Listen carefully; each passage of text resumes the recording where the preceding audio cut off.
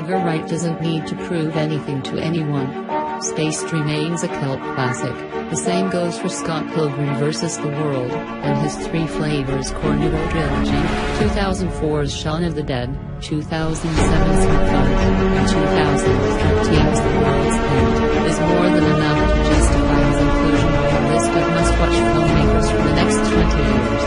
His ability to subvert any genre, whether it's horror, or action, or sci-fi, has not only proven to be a timeless delight, but it's shaped the way other filmmakers have since grappled with each of those respective genres. That even is one of the most valuable filmmakers of this century, and the good news is that he's only getting better. Because if Baby Driver is any indication, and it most certainly is, Wright is no longer a fanboy turned filmmaker, but a pro-martyr who's going to seek comfort and peace to the Carpenters, the Camerons, and the Tarantinos. Prior to its world premiere at the 2017 South by Southwest Film Festival, Wright referred to Baby Driver as a car film driven by music, and that couldn't be more apt of a description. This is the La La Land of car chase movies, a jaw-shattering spectacle of sight and sound that sets the bar for any filmmakers currently cutting their teeth in music videos. Of course, that's Arcadian territory to Wright, and it's his 2003 music video from the Royals Blue song that more or less serves as proof of concept for Baby Driver. Otherwise, no Hollywood super driver fan could have had the foresight to picture something like this, mainly because nobody but Wright had any idea what this was supposed to be. This is something that's been brewing inside his head for over 2 decades, and that unquestionable dedication, confidence, and passion fuels each and every scene of Baby Driver. Hollywood hunk Ansel Elgort plays Baby. His outstanding skills behind the wheel have made him the go-to getaway driver for Kevin Spacey's acerbic crime boss doc. But Baby is different, Baby is unique, and Baby can't drive unless he's jacked into an iPod, which could be blaring anything from the John Spencer Blues explosion to the Damn to Barry White. You see, Baby suffers from tinnitus, often by a traumatic childhood incident, and when he's not hearing the country fried blues of Bell tops or the roller coaster thrills of neat, he hears the constant ringing, fortunately for him, and his sexy partners in crime. See, John Hammond, John Bernthal, he's in Zola's, Larry June, and Jamie Foxx, he's always jamming them, which means he's always at the top of his game. That never changes.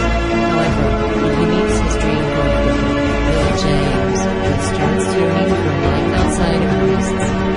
Make no mistake, Wright's still playing homage to the sour-new boy greats of yesteryear.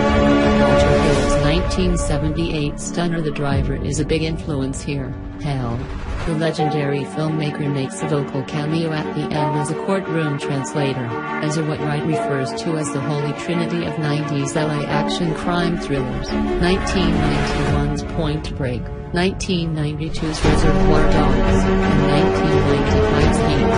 So clouds can find traces of all those films in a number of scenes throughout Baby Driver, though unlike his iconic Tornado trilogy, the references are far less explicit.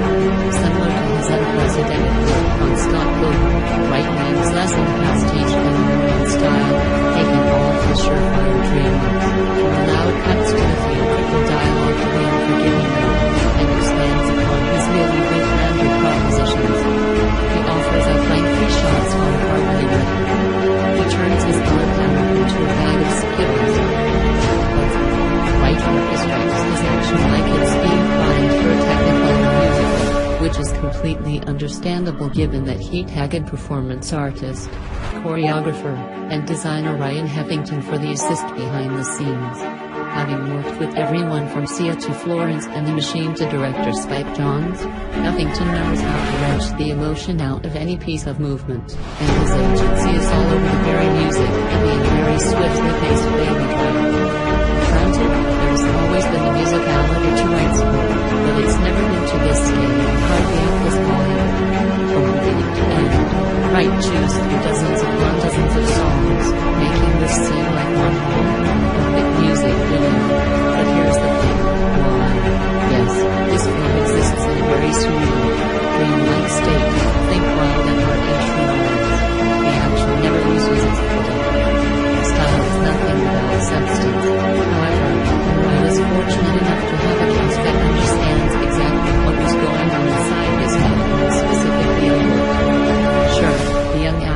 no stranger to larger-than-life productions, having starred in both the Carrie remake and the Divergent series, but his performance feels like a total breakthrough.